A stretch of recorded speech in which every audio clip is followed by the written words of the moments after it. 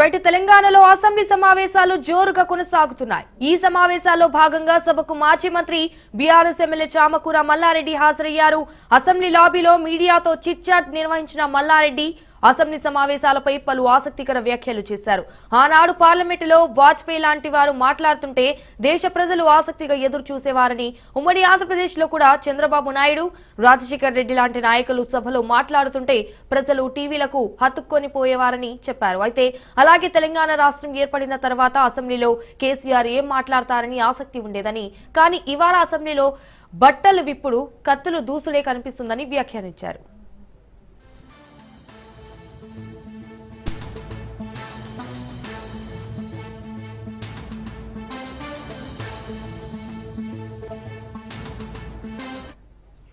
అనంతరం assembly లాబీలో మల్లారెడ్డికి Chennur MLA Vivek Venkataswamy ఎదురుపడ్డారు. వీరిద్దరి మధ్య సరదా సంభాషణ కొనసాగింది.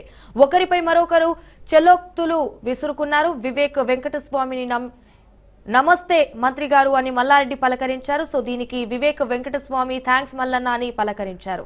అనంతరం మల్లారెడ్డి రాష్ట్రంలో కోమటిరెడ్డి వెంకటరెడ్డి ఫ్యామిలీ, అలాగే ఇటు వివేక్ వెంకటస్వామి ఫ్యామిలీ ఇటు లదే హవా నడుస్తుందన్న అని అన్నారు. దీనికి ఆయన బీఆర్ఎస్ హయాంలో కేసీఆర్, మల్లారెడ్డిదే హవా నడిచింది అన్న ఎమ్మెల్యే వివేక్ సమాధానం ఇచ్చారు. దీనికి మల్లారెడ్డి మేము అధికారం కోల్పోయినాం, మాదేం లేదన్నా అని మల్లారెడ్డి రిప్లై ఇచ్చారు. దీంతో కాసేపు అసెంబ్లీ లాబీ ప్రాంగణంలో ఇద్దరు నేతలు నవ్వులు పూయించారు.